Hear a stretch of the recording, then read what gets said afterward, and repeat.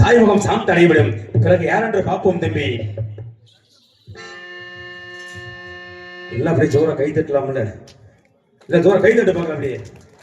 ஏன்னா சமயபுரத்தை அத்தாவை யாருமே நேரடியாக பார்க்க போறது கிடையாது. இந்த விடிய கால வேலையில இந்த மனசு ரூபத்தெல்லாம் பார்க்குறோம். அதுக்காக எல்லாம் ஜோர தரக்குள்ள கை தட்டுங்க, கை தட்ட பார்க்கலாம். நிச்சயமா ஆத்தா துள்ளி குதிச்சு ஓடி வருவா. சமயபுரத்தை ஆத்தா தாயே அண்ணா தம்பி அண்ணன் நெற்றிக்கனால் வர ரத்தத்தை நிறுத்த வேண்டும்னா இந்த வனத்தில வந்து வரும் 161 மூலிகை மருந்துகளை பிடிக்க வந்துவிட்டேன். அதை ஒன்றாக பிடித்து அண்ணவன் நெற்றிக்கனால் வர ரத்தத்தை நிறுத்த வேண்டும். அண்ணவன் கோபத்தை தணிக்க வேண்டும் என்றார். அத்த கரையோரம் இருக்கும் உணவுகள் அறுத்தாதோ தாளமரத்தில முதலாக கட்டி அண்ணவனை அமைத்தி தாளாட்டு பாட வேண்டும் அண்ணா. தம்பி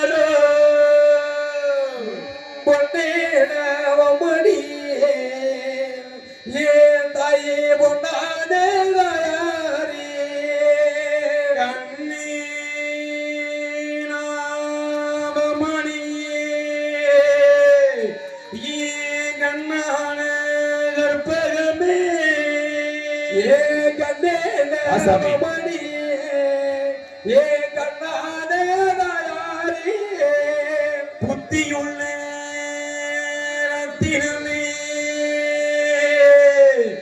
ஏன் பொன்னான பரமே ஏன் பொன்னே மணியே ஏன் தாயே நீ பொன்னான மகனே சந்தன மல்லிகையில் தோளில் கட்டி போட்டே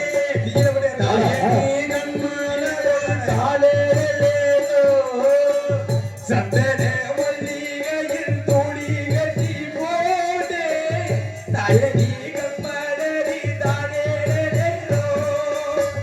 பெப்பிலரி சீக்கிட்டு பாட்டு சொல்லுவே கேட்டு நீ கம்பளரி தானே